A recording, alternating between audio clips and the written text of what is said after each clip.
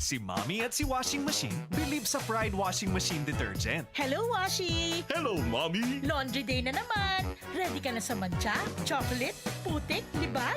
Kaya yan ng Pride Washing Machine Detergent. May triple stain-away formula. Tanggal ang makapit, madikit, at malupit na dumit mancha. Easy ang labada. Mula noon hanggang ngayon! All you need is pride. All you need is pride. Pride Detergent, manufactured by ACS Manufacturing Corporation. ISO certified, world-class quality. ACS. Hi, this is Jeanette Cordero, 59-year-old, liaison officer in Barangay Camp Aguinaldo. Araw-araw lumalabas ako, kaya always ako exposed sa init at pollution. Napanood ko ang MX3 capsule sa TV at sinumukan ko. Naging hiyang ang MX3 sa akin, kaya tinuloy-tuloy ko na, kasabay ng tamang pagkain at ehersisyo. At sa tulong ang MX3. Ako po si Jeanette Cordero. Sa MX3, dito ako believe! Mahalagang paalala, ang MX3 capsule ay hindi gamot at hindi dapat gamiting panggamot sa anumang uri ng sakit. MX3 capsule helps avoid pain discomfort. Iwas sa sakit. Goodbye to me,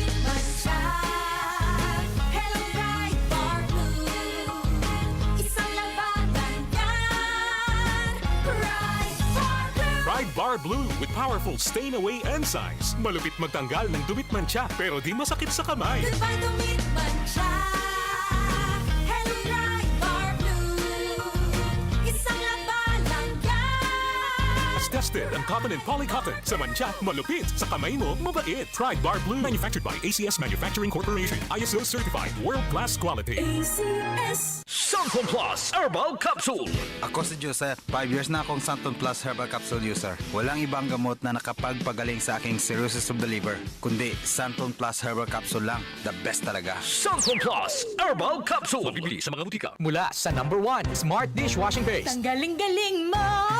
Smart dishwashing paste ko! Pritong ulam na masebo, plato at kaldero. Tanggaling for everyday. Ganyan pag Smart ang dishwashing paste. May double tanggaling formula. Tanggal galing ang sebo at bakterya. Bahid para walang bahid, linis fantastic sa metal at plastic. #1 ko to! Tanggaling-galing mo! Smart dishwashing paste. Heavy duty linis bawat pahid. Smart Dishwashing Paste. Manufactured by ACS Manufacturing Corporation. ISO certified. World-class quality. ACS.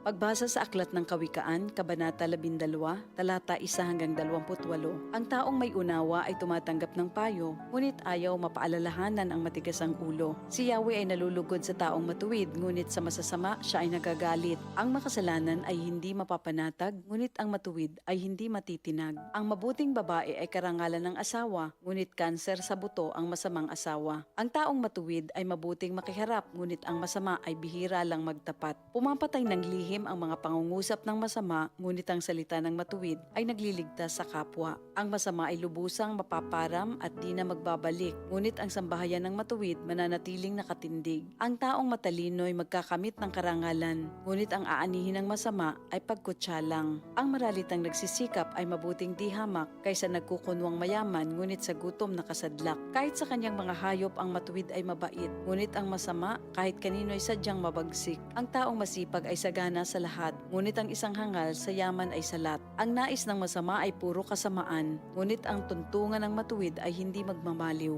Ang masama ay nahuhuli sa salita ng kanyang bibig, ngunit ang matuwid ay malayo sa ligalig. Ang kakamti ng tao ay batay sa gawa o salita, bawat isa ay tatanggap ng karampatang gantimpala. Ang akala ng mangmang ay siya lamang ang tama, ngunit handang tumanggap ng payo ang taong may unawa. Ang pagkainis ng mangmang kaagad nahahalata, ngunit ang mga matatalino di pansin ang pagkutya. Sa pagsasabi ng tapat, lumilitaw ang katarungan, ngunit ang pagsisinungaling ay lumilikha ng kapahamakan. Ang matalas na pananalita ay sumusugat ng damdamin, ngunit sa magandang pananalita, sakit ng loob ay gumagaling. Ang tapat na labi ay mananatili kailanman, ngunit ang dilang sinungaling ay hindi magtatagal. Ang nagbabalak ng masama ay mag-aani ng kapahamakan, ngunit ang nag-iisip ng mabuti magtatamo ng kagalakan. Ang kasamaang palad ay malayo sa matuwid, ngunit ang buhay ng masama ay puno ng ligalig. Namumuhi si Yahweh sa taong sinungaling, ngunit ang tapat ay ligaya niya at aliw.